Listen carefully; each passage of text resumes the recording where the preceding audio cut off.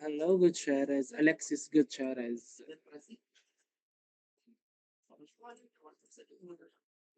Hello po, sir. Hello. So, what did you learn on yesterday's Ang meeting? na na-discuss po natin yung about po sa emitter po yung ang emitter po is yung heavily doped po which ang primary job niya po is nag-i-emit po siya ng high number ng charge carrier po. Okay, so, yun lang. Heavily doped cow. How about the size, the physical size? Hello. In terms of the asymmetry of the BJT, you are referring to the doping. How about the physical size? Who's bigger? Who's smaller?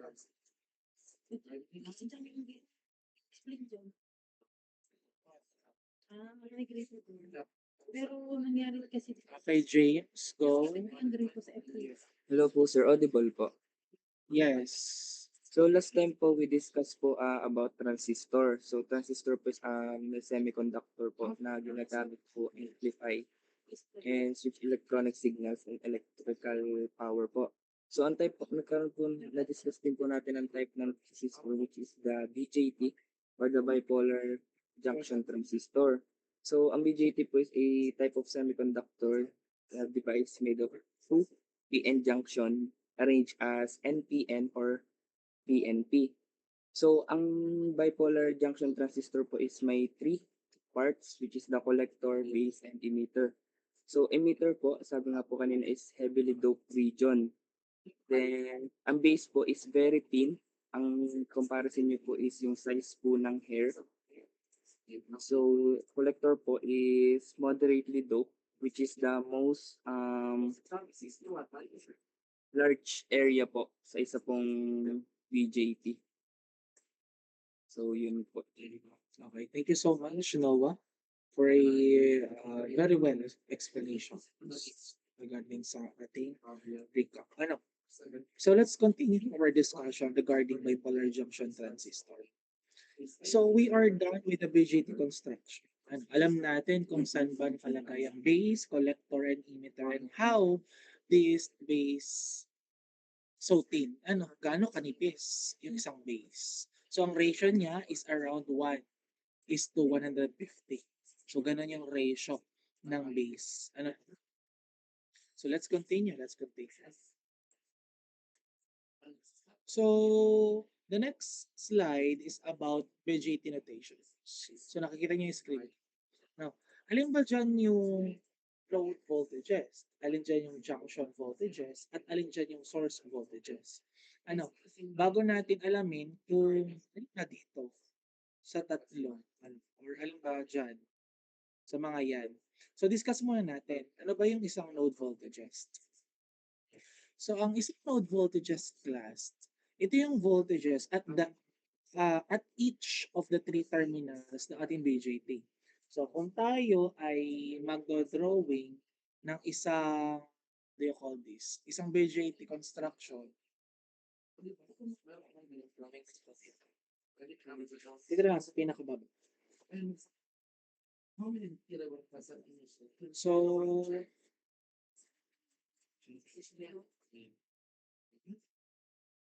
So, meron tayo nakapasok na. So, palabas na to. NPN. So, nakadoktong yan sa ating supply. And then this supply is connected. And so other one, meron din supply. Then may drop. So, nasan dyan ang emitter? Nasan dyan ang collector? So, ito, nandito yung ating collector. Matic, nandito yung ating emitter. And from here, we can see our base here. So, supply to, then ground. So, where do we see the node voltages? Nandito po yung VC. Nandito naman po yung ating BE. At nandito naman po ang ating PB. Yan yung mga PB. Yung naman. So, where do we see our source voltages? So, the source voltages, we can see in the supply na connected sa ating mismong collector in the node voltages na meron. So, ito yung VCC, ito yung PB, and ito yung PEE. Naintindihan po? So, saan naman po natin nakikita yung junction voltages natin? So, yung VCE, connected siya saan? Sa ating emitter and sa collector. Kaya nga VC. C at saka E. Oh, E. So, dito yan. VC. So, dito naman yung ating PCB. PCB. So, here we can see the junction voltages of PBE. So, doon natin makukuha yung mga node voltages, makikita yung node voltages, junction voltages, and the source voltages sa ating BJT circuit. Ano po? So, ano ba yung isang node voltages class? Yung VC class na nakikita natin sa screen natin, this is the collector voltage. This is the collector voltage.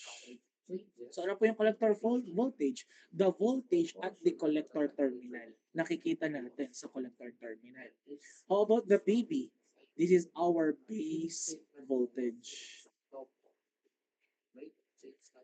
So, ano naman po yung base voltage? The voltage at the base terminal. So, last for this node voltages is the BE, which is the emitter voltage. The emitter voltage, we can see that the emitter terminal. And okay, how about the junction voltages?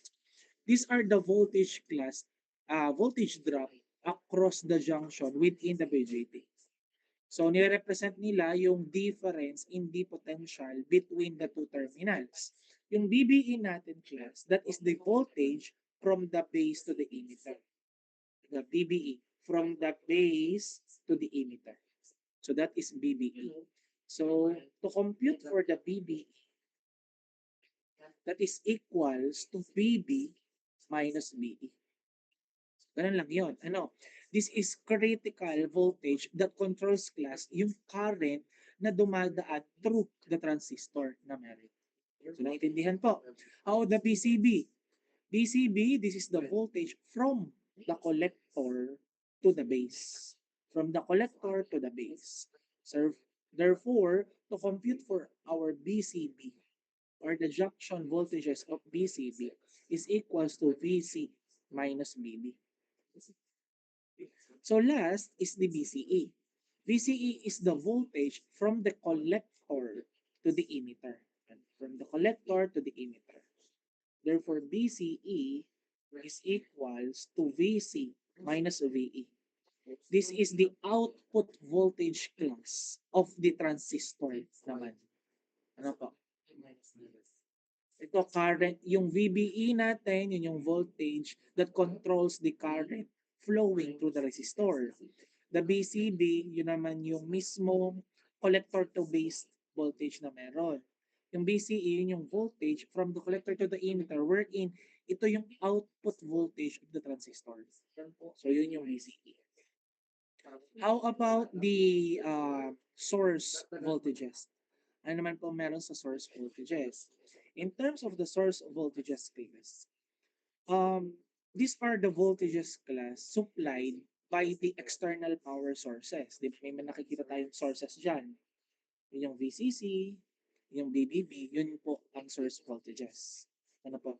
They are typically named with double subscript to distinguish them from the node voltages. Ano po? So kapag doble yung kanyang CC or DV, so meaning that is the source voltages. Kapag single lang yung subscript, that is the node voltages. So VCC class is the power supply connected to the collector. Yung VCC, connected siya sa collector natin. How about VBB? That is the power supply connected sa base.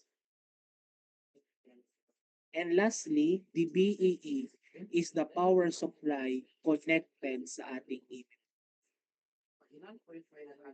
Are we clear on that? Hello? Oh, hello. I need your response. Nagtitiyak pa ba? Yes, po. Yaw. So next. So in terms of the current flow, before we proceed to the BJT works with the regions operations, I want to explain to you the current flow. Ito. Para mas maintindihan nyo, the characteristic curve. So, yung direction ng three main currents na nakikita natin, which is the IC, the IB, and the IE. IB, IC, and the IE. Wait lang ako. May nabura ako. Okay. So, this IC class, yung nakikita natin sa screen, this IC is the collector current. The main current flowing into the collector. Ito yung IC na meron. Ito yun ha. Ito class yung main current flowing from the collector na meron sa atin kanina. So, ito yun So, matik. Mga nandito siya. Ito yung collector. Ay, hindi. Collector. Ito na pala yung collector. No? So next, what is the IB? The IB is the base current class. Very small control current flowing sa mismong base niya.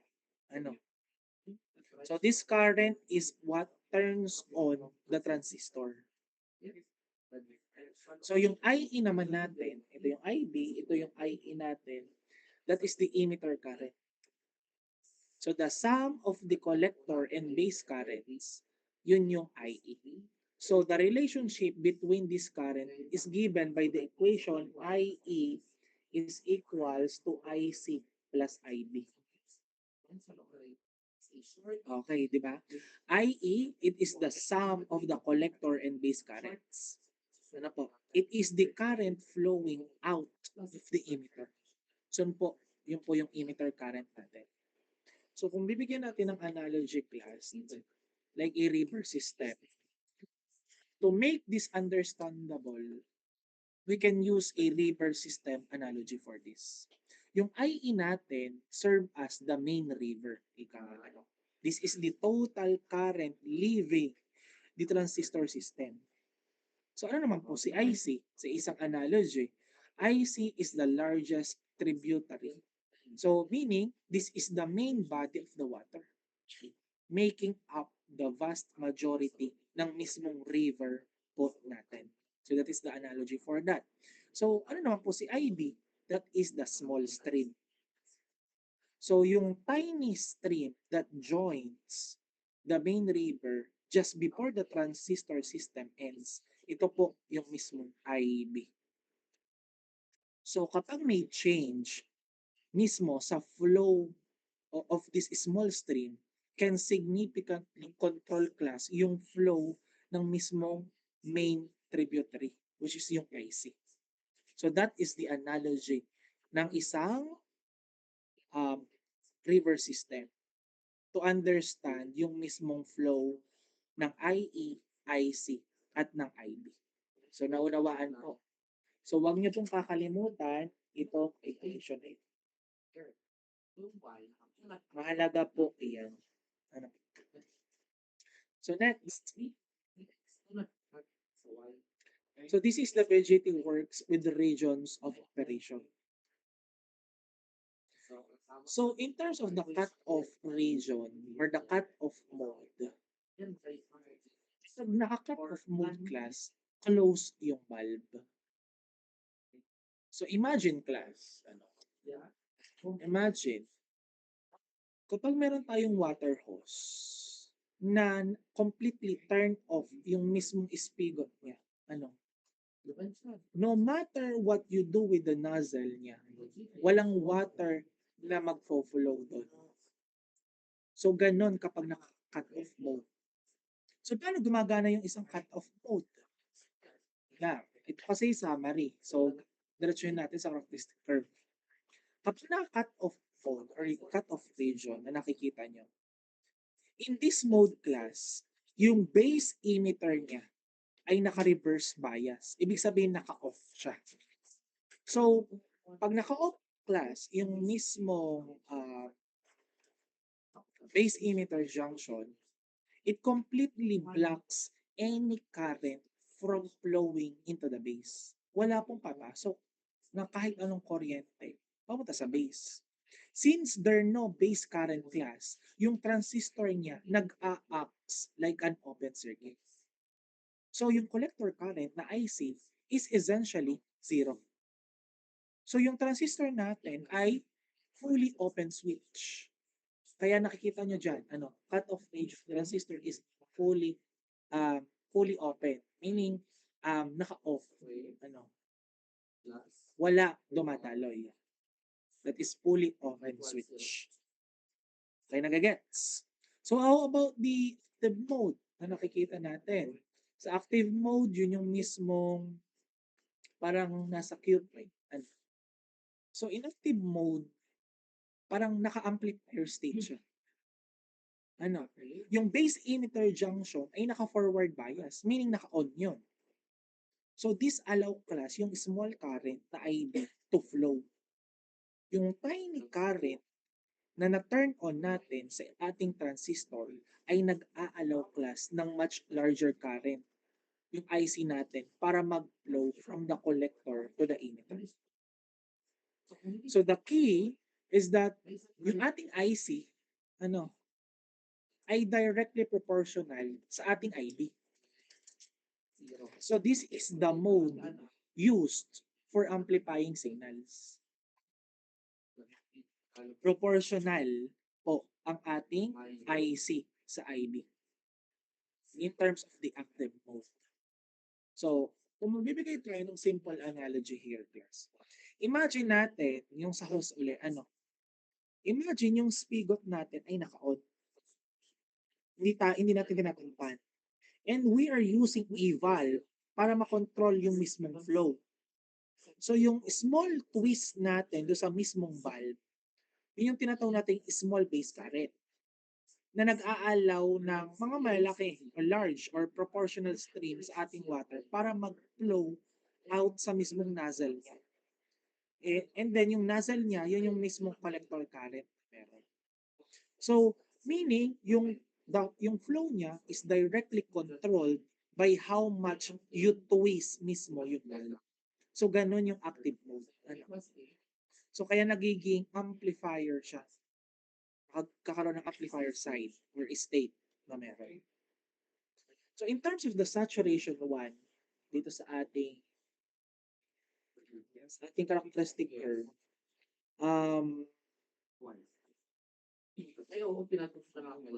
saturation, naka-on state siya. So, sa mode na ito, class, yung large base current natin ay ina-applied natin para ma-fully turn natin yung transistor on. So, yung junction, class, become forward bias, meaning naka-on siya. Yung transistor nag-a-acts like a fully closed switch. So kapag fully closed po yung ating switch class, inaalaw mismo yung maximum possible collector current na mag-flow. Meaning yung IC. So limited lang siya class sa mismong external circuit na meron siya. And then, since saturation mode siya, yung collector voltage na VCE, nagda-drop siya to its minimum. So meaning, mga almost zero siya. Parang short circuit na. Ano? Yung transistor ay nagiging saturated because of that. With current and can't conduct anymore because naka-saturation region, naka-saturation volt na siya. So nagagets niyo po? So ano naman po yung mismong reversed active region? Meron tayong tinatawag na reversed active region. Reversed active region in our BJT, in our transistor. The reverse active region class, ito yung BJT operating mode where yung role niya to the emitter and collector are essentially swap. Nagkakapalit yung mismong emitter at collector in the reverse active region. It's the opposite of the normal or forward active mode. Di ba meron tayong forward active mode? Paano ko yun ma-explain dito? Ito. Yan. This one. Saturation, cut off, forward active. So, yun yung inverse active, the reverse active region. Ito yun. So, parang opposite siya ng mismong forward active. Kung sa base emitter, naka-forward bias siya, meaning sa inverse active, naka-reverse bias siya. Pag forward bias, naka-on. Pag reverse, naka-off state. Sa base collector niya class, yung forward active, naka-reverse bias. And sa inverse active, or the reverse active region, naka-forward bias naman siya. So meaning, kapag forward active siya, ang application niyan, parang amplifier siya. Pag naman naka-inverse active siya, yung BJT natin, nagiging digital circuits. So, ganun siya. So, ito yung pinaka-summary ng sinasabi ko kanina. In terms of the base emitter junction, BC, or the base collector junction, VE and BC. So, cut off, forward, and inverse active, at pati ang saturation. Okay. So, once again, the cutoff region, this is the bottom line na nakikita nyo sa ating bottom line ng ating graph where the base current is 0. Base current niya 0. So, imagine, kunyari, sa cutoff region, paano ba natin ito mapagdali? Imagine a light switch in the off position. Pag naka-off yun. Pag naka-off yung light glass, yung circuit meaning naka-open yun. Circuit is open. So, walang current na magpo-flow doon. So, meaning yung transistor, binablock niya yung all current from the collector to the emitter. Yun po ang ginagawa kapag naka-off region. Or the off switch. Switch. So, in electronic side, yung base emitter ay naka-reverse bias. Yung kanina, nakita natin sa mismong graph, sa mismong summary. So, kapag naka-reverse bias yung class, walang base current na magpo-flow doon. Yun yung IB. Kumbaga, naka-shut off yung mismong transistor. Yun lang yung naisabihin kapag cut-off region. Tatandaan. In summary, for the saturation region class, ito yung region na nakikita natin sa pinaka-upper upper left ng ating graph, where yung curves for different base current ay naka-bunch together. So, parang almost vertical na sila, no? O mula dito, naging vertical na. Hindi na tumaas. So, ganun, sa saturation. So, naka-curve yung ating, naka-curve yun, depende sa base current. Ano, bagos almost vertical siya. So, nais lang sabihin, yung collector emitter voltage is very small. Napakaliit.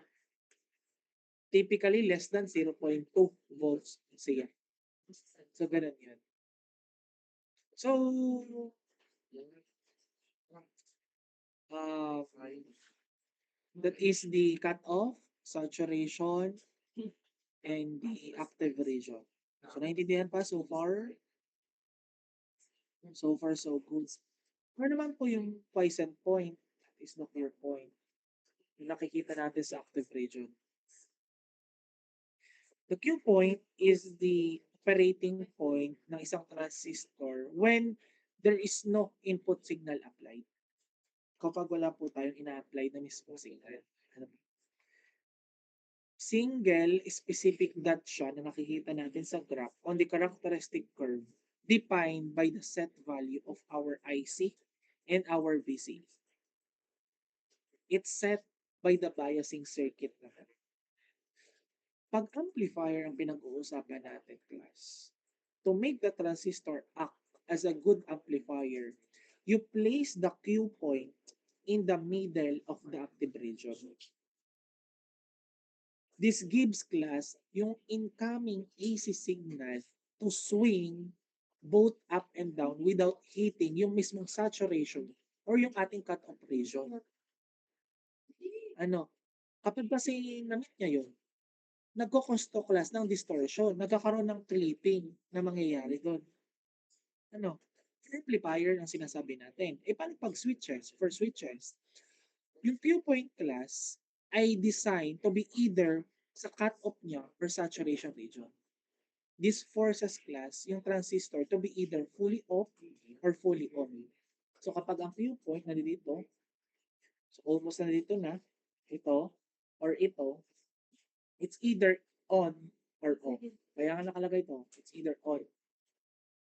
So kapag sinasabi natin for switches, pero for amplifier, dapat po yung quiescent point natin ay nasa gitna ng ating region para maging amplifier stage siya. So this is it. One of the summary also ating saturation, active, and cutoff. Yung BBE natin, class, ay naka-forward bias kapag po in saturation mode. At yung ating VCB ay naka-forward bias. Same. Therefore, yung ating BBE is less than or equal sa ating 0.7 volts. So most of the time, the BBE is equals to 0.7. Tatandaan nyo yan, especially when we are computing sa mga circuits. BBE is equal to 0.7 volts. So in saturation, IB is less than 0, IC is less than 0. So, meaning, yung BCE ay equal sa BCE saturation. And approximately equal siya sa 0.2 volts. So, in terms of the active region, yung ating BBE naka-forward bias din. Pero yung BCB natin, naka-reverse bias naman po. Pero yung BBE, almost equal with the saturation. That is less than or equal to 0.7 volts. Less than pa din po sa 0 ang IB at IC.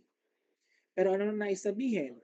The VCC is less than or equal sa ating BCE and less than or equal sa ating BCE saturation. So for our cutoff, both BBE and BCB ay naka-reverse bias na po. So totally shut off. Walang nagkakanta. And yung BBE ay sorry. Mali ang aking pagkakasabi. This is greater than. Tama pala. Mali ang aking. So ngayon pala less than. BBE is less than 0.7 volts. In active and saturation, BBE is greater than or equal sa 0.7. Kaya meron tayong value nito. Kaya most of the time, pag saturation or active, BBE is equal to 0.7 volts. So kapag cut off na po, yung IB at IC ay equal na sa 0. Nawawala na tayo ng exact value. Kapag nawalan po tayo ng value or na 0 na po yung ating IB at IC, yung ating pong VCE ay equal na mismo sa supply na VCC. So pakakatandaan nyo po in terms of the saturation, active, and the cut-off region. Are we clear on that? Hello? Clear pa po. Okay. Yes po, sir. Okay. So next.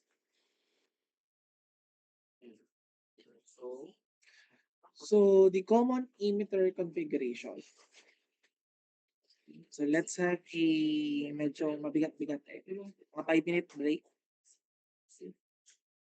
Para medyo mag-rest natin. 5-minute break tayo. 3:55, balik tayo dito.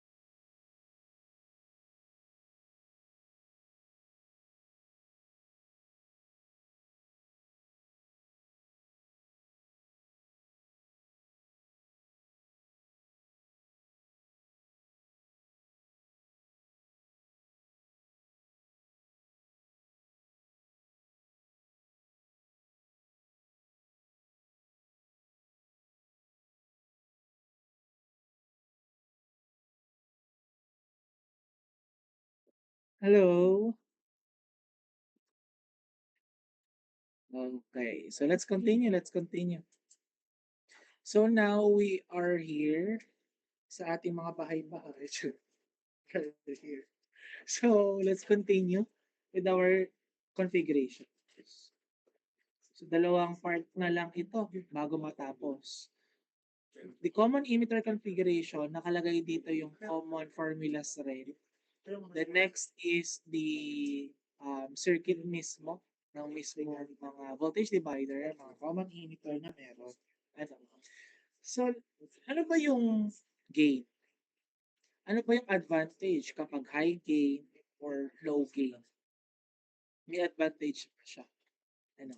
In terms of the voltage and the current gain, kapag ang nakalagay class ay high gain or the gain is greater than 1, ano? Ang advantage niya class, amplification. Pag mataas yung gain niya. This is the most common use ng isang BJT class.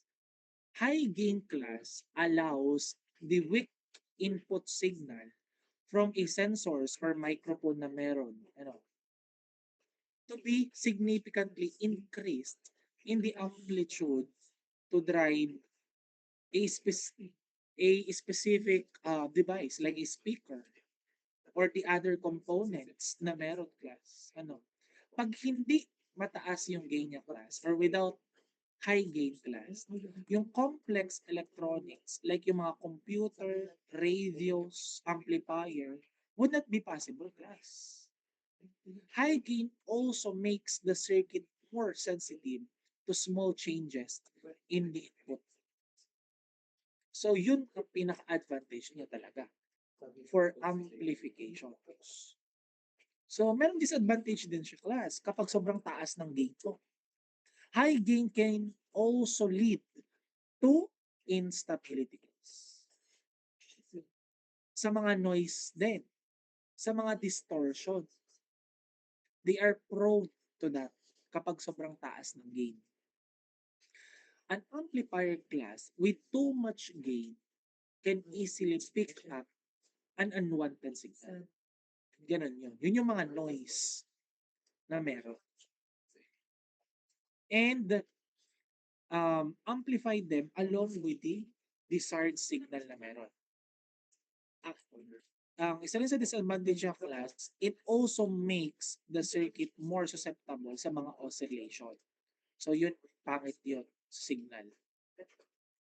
Ano pa?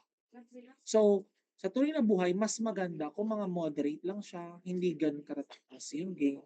So kaya, for clue, kapag sinabi din common image configuration, yung A, nakikita nyo dyan A, hindi. Nasaan ka na?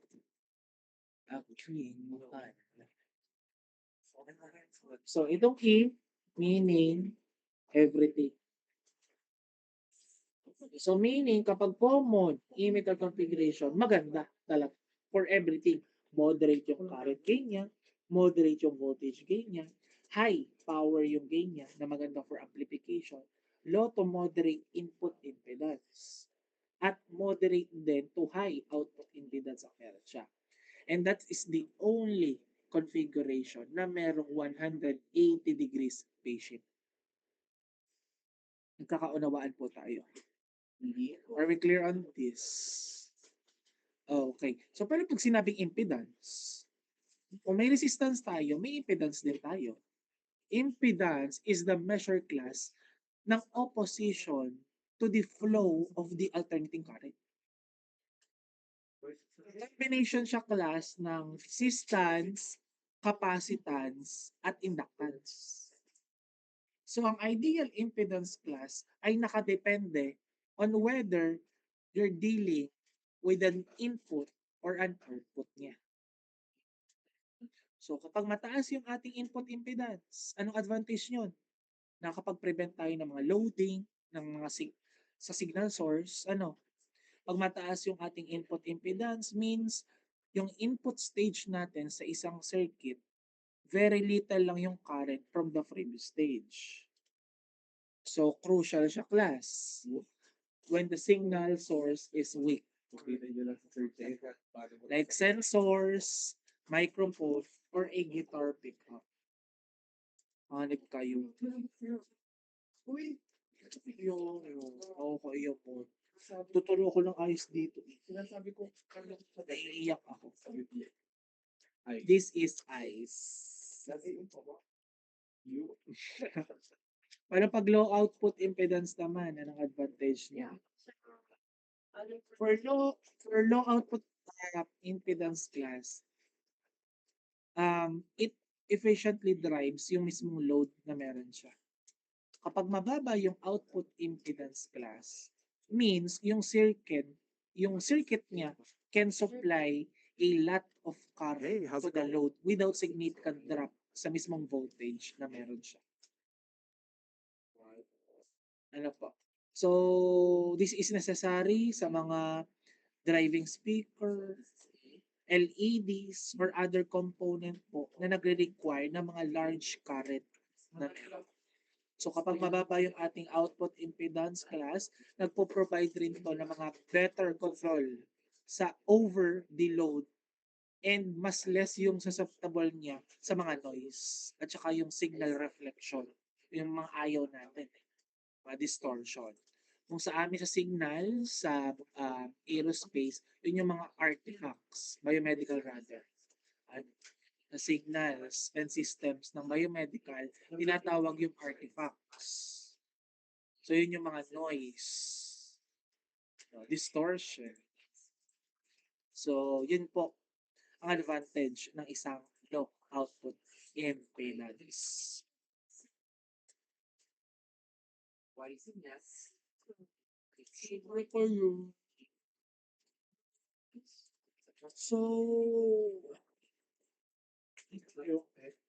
So the common emitter configuration class, in terms of the general purpose nito, para siyang general purpose amplifier. Why? The common emitter class is the most widely used configuration for voltage and current amplification. Meron siyang key feature, ang key features niya, yung ability niya, kaya mag-produce ng significant gain na meron.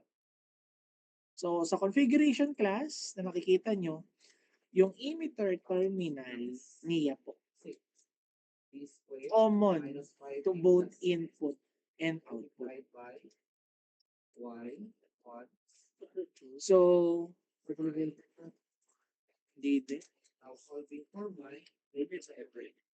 for the everything. Para po mas madali nilang mag-gets. Pag common emitter, everything, maganda siya talaga. Moderate yung current, hindi masyadong mataas, hindi masyadong so, kaya for everything siya. Smart ba ako sa inyo nag-explain? So, are we clear on this, class? Naunawaan po. Naunawaan naman. So, the emitter terminal ay common sa kanyang mismong input at output. Yung input signal niya, class, ay ina-apply natin saan? Sa mismong base niya. Nakikita niyo. The signal is applied to the base and yung output is taken from the collector.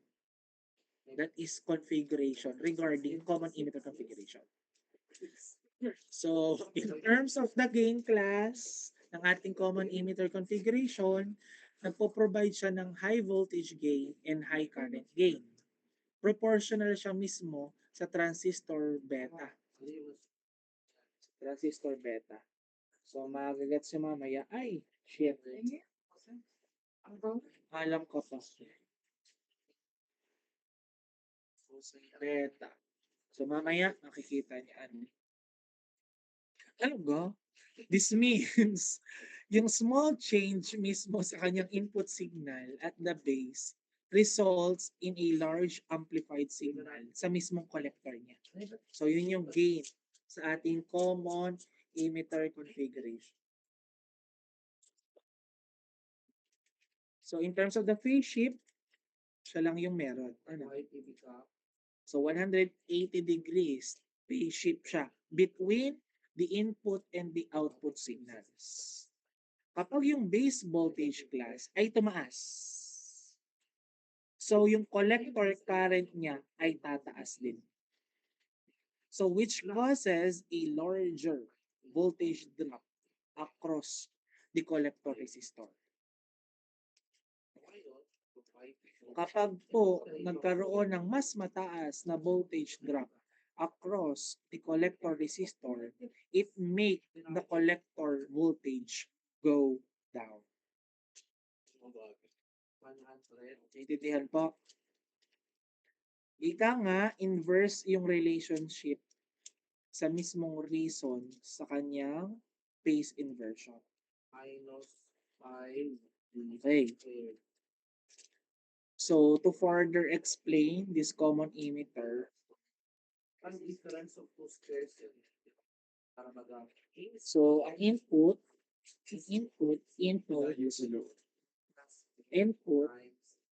our input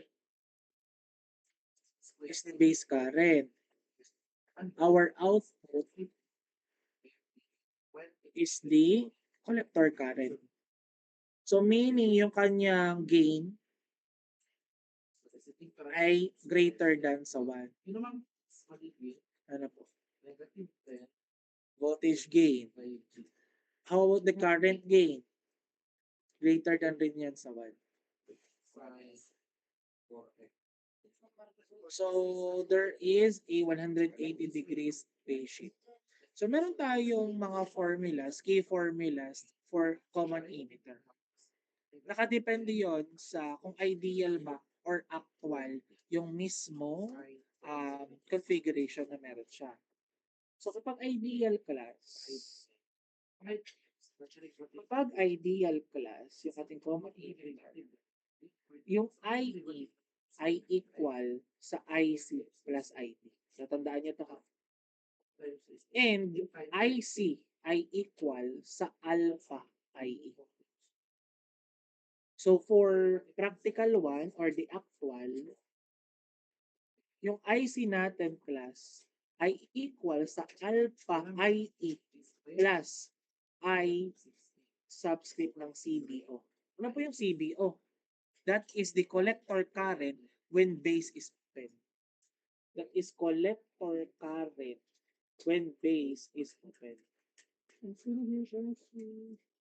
that's the actual one, ha? So, compute for the IC. That, ano naman yung ICO? That is collector emitter, collector emitter when ICO. What is ICO?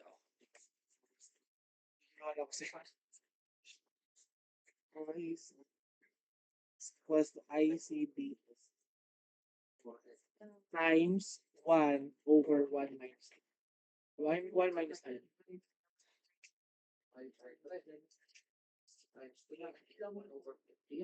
Collector emitter, collector current. Same lang. Collector current when emitter is open. Same lang. Collector current when base is open. Collector current when emitter is open. So kapag pinatay natin yung current doon, collector current when emitter is open is equals to the collector current when base is open times 1 over 1 minus 2. So, paano i-solve yung alpha? Ang stating natin, alpha is equals to IC over I. So, tatandaan niyo yung mga formula yan, ha? Class. Pero mostly class, yung ICBO dito. When we are computing for the IC, sa actual, ICBO class is usually ignored. Why? Because since it is relatively small class, except in high power and high temperature application, dinidisregard na siya. Hindi na siya sinasama. Except sa mga high power and high temperature application. So, kaya most of the time, since ito lang. So, mostly hindi na sinasama tong ICB because napakaliit yung value na nakukuha minsan doon. So, another one for the formula, siksik pa natin dito. In terms of the beta DC ay equals sa IC over IB. Ito naman, in terms of the alternating current, yung beta natin, beta AC ay equal sa change in IC over sa change in IB. So most of the time, since we are talking about the common emitter configuration here in BJT, ito yung malimit na ginagamit natin. When we are computing for the beta, tatandaan yung class to ha, mahalaga din yan. Lahat ng formula na sinulat natin ay mahalaga.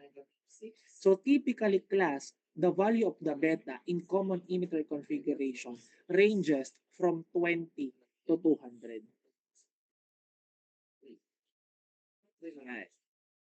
Yan yung value mostly ng beta sa isang common emitter configuration. So if we are going to relate this in terms of the amplification factors, kapag isosolve natin yung alpha, equal siya sa beta over beta plus 1. Kapag ang nawawala po, kapag ang given ay beta. So if we are computing alpha, ito yung formula. If there is a given of alpha, kapag given yung alpha mismo, at hinahanap natin yung beta, so beta is equals to alpha over 1 minus alpha. So para matandaan yung class, kapag hinahanap nyo yung alpha, that is Abi. Si Abi daw. Kapag hinahanap nyo naman yung beta, Bala. So yun. Para mas madalian ka. So alpha is equals to beta over beta plus 1. So kung ibibigkas natin, beta is equals to alpha over 1 minus alpha. Bala at saka si Abi. So that is when we are relating amplification factor sa ating common emitter configuration. So paano ba na-solve yung alpha? Gusto niyo bang malaman kung paano natin na-solve? Ay, shit. Paano na-solve yan? Paano na-solve yan? Ganito lang yan. Pwede we all know, di ba? IE is equals to IC plus IB. Tama? So kapag i-equate natin lahat sila sa IC,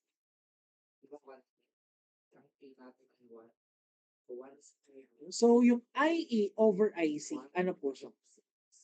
That is 1 over alpha. Tama? Because ang alpha natin IC over IC. Kung meron tayong IE over IC, that is 1 over alpha. Is equals to IC over IC gives us Hanapin mo yan. I-add mo lang yung dalawa. Wait lang. Before that, IB over IC. Ano po ito? Is 1 plus IB over IC. Ano pong IB over IC? Yan. 1 over beta. So kung i-equate natin class, yung 1 over alpha ay equal sa beta plus 1 over beta. So parang ito lang to. Kung 1 yan, equate natin sa beta, both. So beta over beta. So meaning 1 lang rin yan. 1 lang ang ibig sabihin yan. So kapag kukunin natin yung 1 over alpha, equal siya sa beta plus 1 over beta. So kung kukunin natin yung mismo alpha, pagbabalik ta rin lang natin. Therefore, it gives us alpha is equals to beta over beta plus. Diba? So yun yung nanggaling. Hindi siya basta formula lang. May pinanggalingan po siya. Opo. So tatandaan niyo yung mga formula sa ating common emitter configuration. So nagagets po as of now? Hello. Next. Number 20.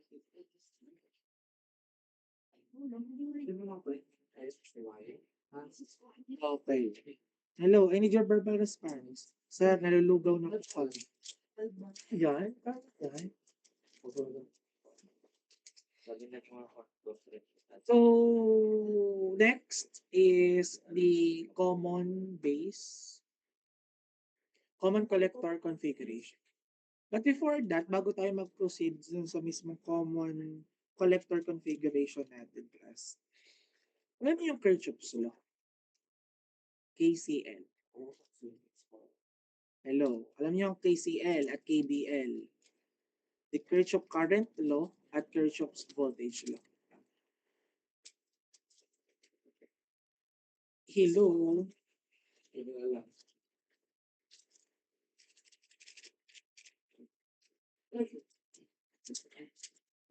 Pag ito, pirma natin ito. Oh, what signature ka? Eh, di gusto. Galing mo talaga. So, yung Kirchhoff's law class, diniscover siya by German physicist named Gustav Robert Kirchhoff noong 1845. Ano? Because sabay kami nag-aral sa University of Königsberg. So nakita ko siya doon. He was a student at that time. He formulated yung law na yon class as part of the seminar exercise at that time. Pero naging doctoral dissertation siya noon ni Gustav Robert Kirchhoff. No, he didn't just pull this laws class out of thin air. He was extending the work of another physicist. So kilala niyo siya, si George Simon. George Simon Ohm developed the Ohm's law. Tama, di ba? So the Ohm's law class is a great for simple circuits. But it couldn't solve class yung mga more complex network with multiple loops and junctions.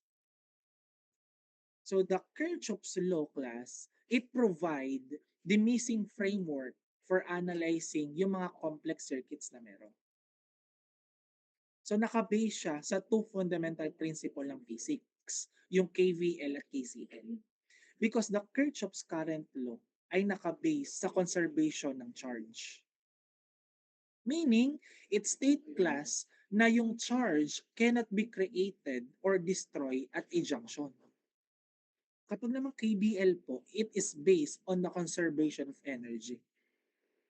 Ang nais mong sabihin niya, yung total energy in a closed loop must remain the same. So while his work on electrical circuit is what he's best known for the electrical engineering, for an electrical engineering. So Gustav Kirchhoff, he is a brilliant physicist at that time who also made a significant contribution to anong tawag dito? Spectroscopy at saka sa thermodynamics. So ganoon siya. Ganoon siya kagaling. So kaya ko na share yung KVL and KCL. Magagamit natin siya sa mga susunod na circuits dito sa BJT. Ano po? So, yun po yung KBL and KCL. So, paano i-solve yung isang series circuit ng isang KBL? So, to find class, alam nyo naman to. So, magkakaroon lang tayo ng pagbabalik-aral.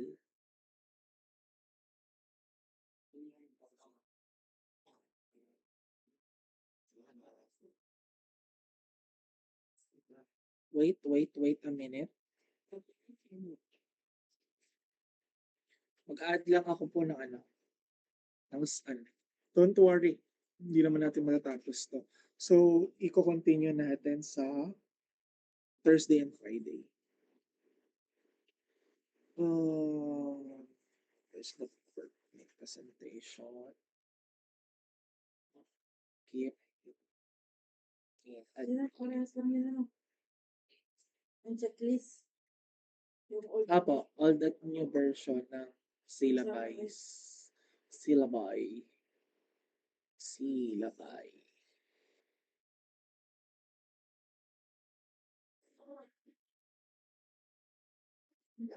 Nasa here. Delete natin. Yo. amazing grace.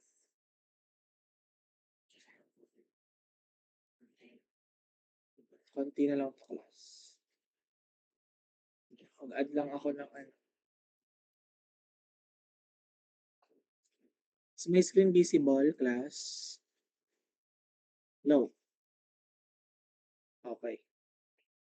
Let's now continue. So, to solve a series circuit class sa isang KBL, para baka kasi nakalimutan nyo na yun sa circuits nyo. To find the individual resistance, R total is equals, so it becomes additive. R1 plus 2 plus 3 and so on is equal.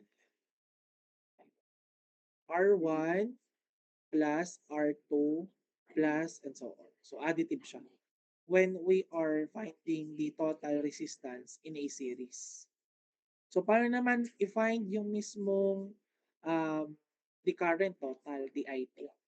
So gusto lang din. The voltage total is divided by the resistance total. So ito ay series ha. So paano kapag ipa-find natin yung voltage drop? So voltage drop is V is equals to IR is equal. That's date ngayon. Tanong mo muna po yung date. Hindi ko po tanda yung date eh. So voltage drop is equal to I total times kung sinusolve natin yung voltage drop ng 1, matik yung resistance ng 1 lamang po. So kapag voltage drop ng 2, matik yung resistance ng 2 lang din po. So that is how to find the voltage drop. So in terms of the voltage itself sa ating KVL, yung V total ay additive. Wait lang. Yung sum ng mismong individual voltage drop ay equal sa total voltage supply sa mismong source natin. Automatic VT is equals to V1 plus V2 plus so on. V3 and so on. So ganun siya. Sa atin namang Kirchhoff's current law, sa mismong KCL, so KBL yan ha. So in terms of parallel KCL naman, kapag ihahanapin natin yung total resistance, inverse siya. Or 1 over the R total ay equal sa 1 over R1 plus 1 over R2 and so on. So ito parallel KCL. So yan yung ginagamit. Ito series KBL. So para naman po hahanapin or i-identify natin yung voltage pag parallel na yung ating KCL. In parallel circuit class, yung voltage ay same across all branches kapag parallel KCL. Tatandaan nyo yun ha. In terms of the voltage, we are identifying the voltage. The voltage is same across all branches. Sa pagkuha naman po natin ng current, in each branch class, kapag current sa 1 ang kinukuha natin, matik yung total voltage or the voltage ay i-divide natin sa R1 lang din. Current 1, R1 lang din. So kung current 2 ang hinahanap natin, the voltage itself divided by yung mismong resistance 2 or the second resistance and so on. So kapag naman current, yung total current ang hinahanap natin sa isang parallel KCL, matik, the I total is equals to I1 plus I2, additive din. additive. Pero dito, kung kanina sa parallel KCL, the voltage is same across all branches. Dito naman sa series KVL, the current is same across all branches. Eh, here. Mali pala. That is BT and RT. Mali pala yung sinasabi ko. Sa ano pala siya? KCL na series. So, nagkakaunawaan po tayo? So, yan. Introduce lang natin yung series, yung KBL at saka yung KCL. Para pagdating sa dulo, mas madali na tayong mag-compute. I-apply na natin yung mga formula na nauna at yung mga formula ng mga KBL, KCL kung paano compute yung total current, kapag nakaparallel ba siya or naka-series, anong gagawin. So, ganun. Ano po? So, now, dyan muna tayo hanggang common emitter muna po. Ano po? So, tomorrow, we are going to discuss the common collector and common base configuration. And after that, idediretso natin dun sa mismong circuit niya. So, doon naka-standardize na yung formula. Pwedeng gamitan natin ng KVL or KCL. So, we are done today sa common emitter. So, sa ating, kailan ba kayo? Friday or, hindi, lahat pala kayo doon.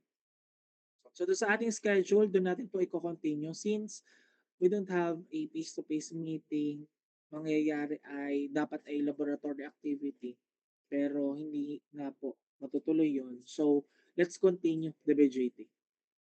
Para tapos na tayo this week sa bipolar junction transistor, and next week we are going to start with field effect transistor. Are we clear on that? Hello? Field effect transistor. Why? Okay.